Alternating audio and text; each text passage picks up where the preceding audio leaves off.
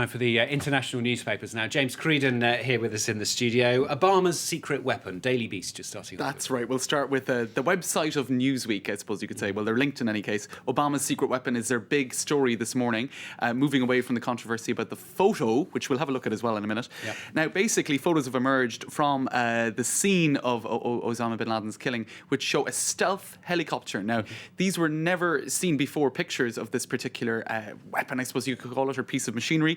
Many had thought that these stealth helicopters existed, but no, there had been no proof of that before. Basically, they have sharper angles and flatter surfaces, and most importantly, don't make much noise, which would have allowed the commandos to silently sneak up on their elusive target.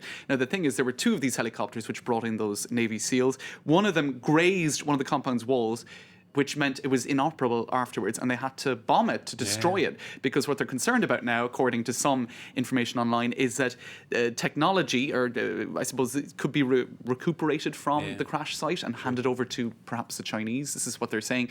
There are links between the Pakistani and Chinese militaries, and some analysts are saying that maybe there's concern now in the Pentagon that that technology could be transferred over. Bit of a thin fence, that one. It is indeed. So that's one, I suppose, angle that's new at least this morning, because there's a lot of repetition in the coverage. And let's have a look at the next piece about the photos, the ongoing controversy about whether those photos will be released, why Obama nixed the photos, because we've seen now that President Obama has made the decision not to make them public.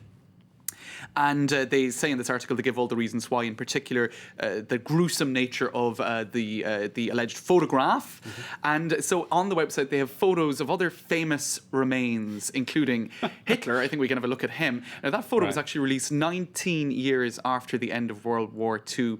And at the time, nobody doubted, in fact, that he had been killed. And so they're talking about that. They're also talking about more gruesome photos again of Saddam Hussein's two sons, Uday and Qusay. Now, I don't want to show this photo because it is actually quite grisly, but it's interesting that was in fact released at the time of the Iraq War. Now, if we move on to the Independent, seeing is believing, says Rupert Cornwell. Now, he looks at the arguments in favour and against releasing the photos.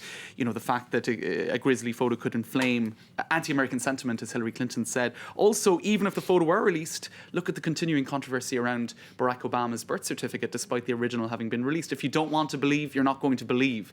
So and anyone can do anything with photos nowadays. Exactly. So he's pointing all of that stuff out. But he is saying, basically, there was video of Saddam Hussein's hanging, the photos of his two sons, which I didn't want to show because they're quite gruesome. So grisliness alone isn't an excuse, according to this reading of things in The Independent. Also, wasn't the whole point of sending Navy SEALs in instead of bombing the compound so that a body could be retrieved?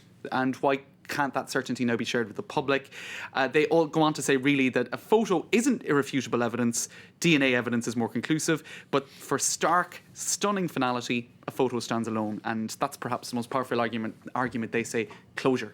OK, another story that we've been talking to our correspondent in London, to Benedict Pavio, actually, to do with the Lib Dems versus the Conservatives. Yes, I won't spend much time on it because there's been a lot in the bulletins about it. The Independent, Super Thursday, and the stakes are high. This is about electoral reform in the UK, lots of divisions in the ruling coalition. The Conservatives are against this reform. The Liberal Democrats are in favour of it. Indeed, it was one of their platforms for the election. And now it looks like, according to The Guardian, 68% of people plan to say no to this electoral reform. Very bad news for Nick Clegg, and I suppose bad news for the coalition generally.